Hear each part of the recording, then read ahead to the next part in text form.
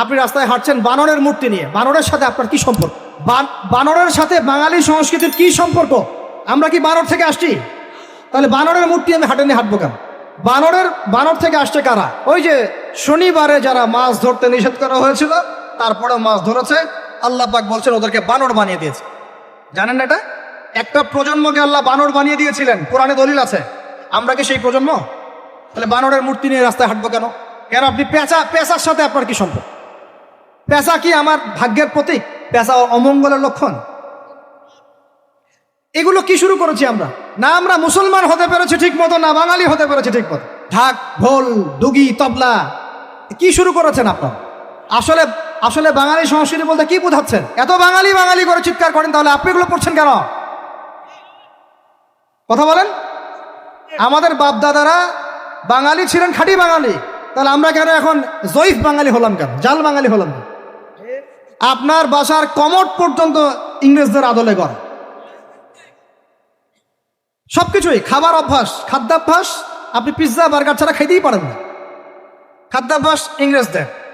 তারপরে খাওয়া হালাল না হারাম সেটা প্রশ্ন করছি না আমি। আপনি প্যাশনেট না তো আমাদের সংস্কৃতি নিয়ে? আমাদের সংস্কৃতির মূল জায়গাটা কই? পাঞ্জাবি পায়জামা তো পড়ছেন না, এটা আমাদের সংস্কৃতি ছিল। সংস্কৃতি দেখেন, সংস্কৃতি কি ছিল আমাদের? আমাদের বাপদাদাদের যুগটা চলে যান, ওই ফজরের আগে তারা ঘুম থেকে উঠতেন। আসসালাতু খায়রুম মিনান নাওম, কানে গেলে ঘুম থেকে উঠে যাইতেন, নামাজ পড়তেন। বাংলার ঘরে ঘরে কোরআন তেলাওয়াত শোনা যাইতো। এখন কি শোনা যায়?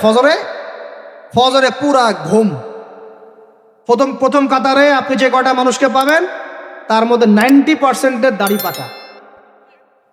যুবকদেরকে আপনি পাবেন না।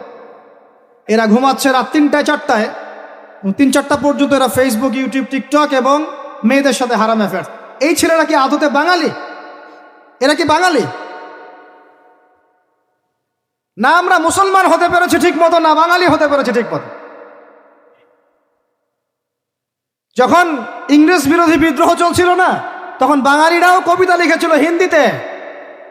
আপনারা তো এগুলো হিস্ট্রি পড়েনও না। তখন তারা বলতেন, একটা স্লোগান দিতেন, সরফরোশি কি তামান্না আব হামারে দিল মে হ্যায়, দেখনা হ্যায় জোর কিতনা বাজুয়ে কাতিল মে হ্যায়। বুঝেন না এই কথা? আমাদের মনের মধ্যে এখন সরফরোশি কি তামান্না, স্বাধীনতার চেতনা আমাদের মনের মধ্যে এসেছে। দেখার বাকি আছে জালেমের বাহুতে কত শক্তি আছে। আপনারা এখন কাজী নজরুল ইসলামের কবিতা পড়েন না? এক ভাই কবিতা আবৃত্তি করেছিলেন এখানে, খুব সুন্দর হয়েছে, মাশাআল্লাহ। এগুলোর চর্চা কোথায়? সংস্কৃতি নিয়ে যে আমরা এত বড়াই করি, বলেন বাঙালির সংস্কৃতির চর্চা কোথায়? কাজী নজরুল ইসলামের কবিতা আমরা আমাদের পাঠ্যপুস্তকে পড়েছি। উমর রাদিয়াল্লাহু আনহুকে নিয়ে কবিতা ছিল, মনে আছে? মনে নেই, ভুলে গেছেন? আমরা পড়েছি, মনে নেই আপনাদের? আস্তাগফিরুল্লাহ। উমর ইবনুল খাত্তাব আমিরুল মুমিনিন, তোমার কি জানি, তোমার স্মৃতি আজানের ধ্বনি না, জানে না মুয়াজ্জিন? আমি ভুলে গেছি, অনেকদিন আগে পড়াইগুলো, আমি চর্চা এখন করি না। তো মুয়াজ্জিন জানে না যে হে আমিরুল মুমিনিন, তোমার স্মৃতিতেই এই আজান দেয়া হচ্ছে। মানে আমিরুল মুমিনিনের যে স্বপ্ন, এখান থেকে কিন্তু আজানের ইয়াটা আসছে। আর যায়েদ ইবনে সাবিত রাদিয়াল্লাহু আনহু স্বপ্ন থেকে তিনি হেঁটে যাচ্ছেন, একবার উটের পিঠে ভৃত্যকে বসালেন আর ভৃত্যকে নামালেন, তিনি উঠলেন, উনি নামলেন, ভৃত্যকে উঠালেন, এভাবে পায়ে হেঁটে হেঁটে বাইতুল মুকাদ্দাস পর্যন্ত গেলেন। জানেন না আপনারা এগুলো ঘটনা? কোথায় এগুলো? কোথায় এখন বলেন? আছে পাঠ্যপুস্তকে? ঢাক, ঢোল, ডুগি, তবলা কি শুরু করেছেন আপনারা? আসলে বাঙালি সংস্কৃতি বলতে কি বোঝাচ্ছেন? আহমেদ সফার নাম শুনেছেন? তাকে ছাড়া আপনি বাঙালি সংস্কৃতি কোথায় পাবেন? এই বাঙালি সংস্কৃতির ভিতরে এই যে ওলামায়ে কেরামের অবদান, এটা আপনি কিভাবে অস্বীকার করছেন? আমরা এখন পড়ে আছি কয়েকটা বিষয় নিয়ে। দেখ, গান বাজনা, ঢাক ঢোল, ডুগি, তবলা এবং এমন কিছু সংস্কৃতির নামে কাজ যেগুলোর মধ্যে শিরক আছে অথবা বেদাত আছে অথবা কুফর। আপনি রাস্তায় হাঁটছেন বানরের মূর্তি নিয়ে, বানরের সাথে আপনার কি সম্পর্ক? বানরের সাথে বাঙালি সংস্কৃতির কি সম্পর্ক? আমরা কি বানর থেকে আসছি? তাহলে বানরের মূর্তি আমি হাটে নিয়ে হাঁটবো কেন? বানর থেকে আসছে কারা? ওই যে শনিবারে যারা মাছ ধরতে নিষেধ করা হয়েছিল তারপরেও মাছ ধরেছে, আল্লাহ পাক বলছেন ওদেরকে বানর বানিয়ে দিয়েছে। জানেন না এটা? পড়েন, পড়াশোনা করেন। পড়াশোনা না করলে আমার সব কথা বুঝতে পারবেন না হয়তোবা। যদি বুঝতে না পারেন আরও একবার লেকচার শুনেন, রিপিটেড শুনেন, তারপরে আবার চেক করেন, ক্রস চেক করেন। একটা প্রজন্মকে আল্লাহ বানর বানিয়ে দিয়েছিলেন, কোরআনে দলিল আছে। আমরা কি সেই প্রজন্ম? তাহলে বানরের মূর্তি নিয়ে রাস্তায় হাঁটবো কেন? কেন আপনি পেঁচার সাথে আপনার কি সম্পর্ক? পেঁচা কি আমার ভাগ্যের প্রতীক? হাত থেকে যদি কিছু পড়ে যায়, আমাদের অনেকে বলে যে একটু বসে যান, অমঙ্গল হতে পারে। চিরুনি পড়ে গেলে বলে যে মেহমান আসতে পারে।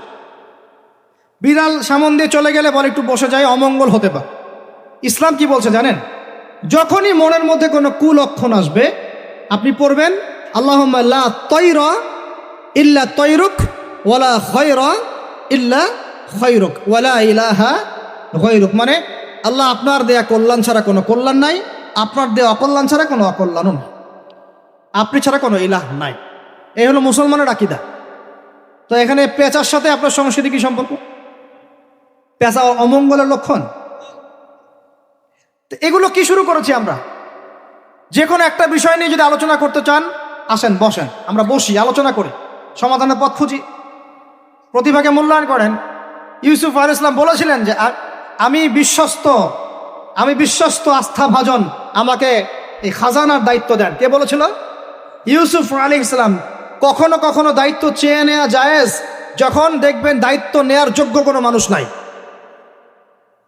কিন্তু যে পদ্ধতিতে এখন মানুষ দায়িত্ব চাচ্ছে, ওই পদ্ধতি তো ইসলাম সমর্থন করছে না। এখানে আপনি একজন ট্রান্সজেন্ডারকে দেখছেন মানুষের ঘরে ঘরে গিয়ে ভোট চাচ্ছে, একজন হিজড়াকে দেখছেন মানুষের ঘরে ঘরে গিয়ে ভোট চাচ্ছে, নারী থেকে পুরুষ হচ্ছে, পুরুষ থেকে নারী হচ্ছে। তাও আবার ভাই ওইদিকেই নিজেরও লজ্জা লাগতেছে, কারণ আমি আবার উত্তরবঙ্গের মানুষ। তো এখন কথা হচ্ছে যে এটা তো সিস্টেম না, প্রতিভাকে মূল্যায়ন করতে হবে। আপনাদেরকে আল্লাহ পাক তৌফিক দান করেন, বলেন আমিন। এখন কথা হচ্ছে সংস্কৃতি যদি আপনি ভিতরে চোখ দিয়ে দেখেন, দেখবেন টপ টু বটম আপনি ইহুদি খ্রিস্টানদের সংস্কৃতি ফলো করছেন।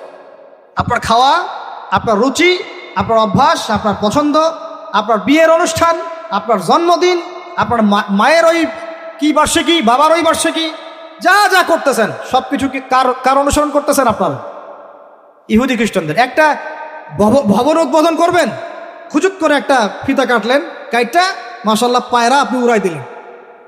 তো এই পাখি কি আমার কল্যাণ নিয়ে আসবে? হ্যাঁ, এই পায়রা আমার কল্যাণ নিয়ে আসতে পারে?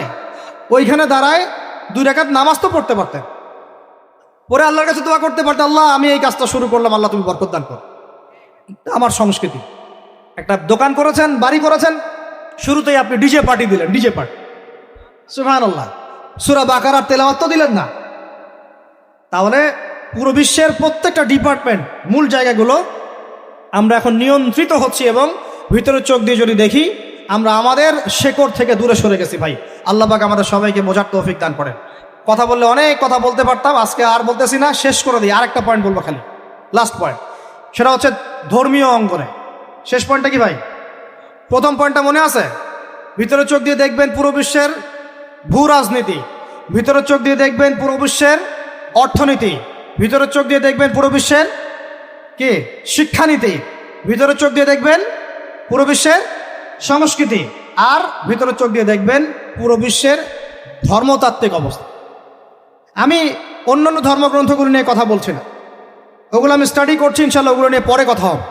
এখন আমি ওই জায়গায় আসি নাই যে ওইখান থেকে প্রত্যেকটা বিষয়ে ডিবেট করে করে ওদের সাথে আমি বাহাসে যাব, এরকম কোনো জায়গায় আমি এখনো পৌঁছাই না। আর এটার দরকার আছে, কারণ সারা দেশে খ্রিস্টান মিশনারিদের তৎপরতা বেড়েছে। এই জন্য আমাদেরকে তুলনামূলক ধর্মতত্ত্ব পড়তে হবে, ওদের সাথে আমাদেরকে বাহাস করতে হবে, এই ভাইদেরকে ফিরিয়ে আনতে হবে। অনেকে টাকার কারণে উত্তরবঙ্গের দিকে, দক্ষিণবঙ্গে, আপনার পাহাড়ি এলাকার দিকে এগুলোর তৎপরতা প্রচুর বেড়ে গেছে। আমরা তো মাশাআল্লাহ মিলাদ আর জিলাপি আর খোরমা আর কিয়াম নিয়ে দাঁড়িয়ে আছে। ভিতরে যে ইসলাম কোথায় চলে যাচ্ছে আমরা তো জানি না। আল্লাহ পাক আমাদেরকে বোঝার তৌফিক দান করেন। আরও বেড়েছে, ওই যে একটু আগে আপনারা আলোচনা করছিলেন কাদিয়ানি মতবাদ, এটা বাড়ছে, সুদি এনজিওর মতবাদ বাড়ছে। একজন আলেম বলেছিলেন বাংলাদেশের, যেদিন বাংলাদেশের 50% মানুষ খ্রিস্টান হয়ে যাবে, শিয়া হয়ে যাবে, কাদিয়ানি হয়ে যাবে, ওই দিন আপনাদের হুঁশ ফিরবে। আল্লাহ পাক আমাদেরকে ওই দিন আসার আগেই হুঁশে আসার তৌফিক দান করেন।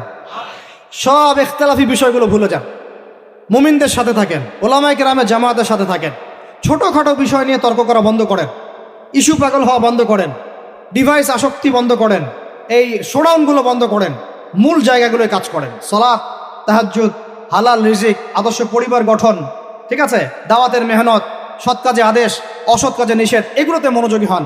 আল্লাহ পাক ইনশাআল্লাহ আমাদেরকে তৌফিক দান করবেন ইনশাআল্লাহ।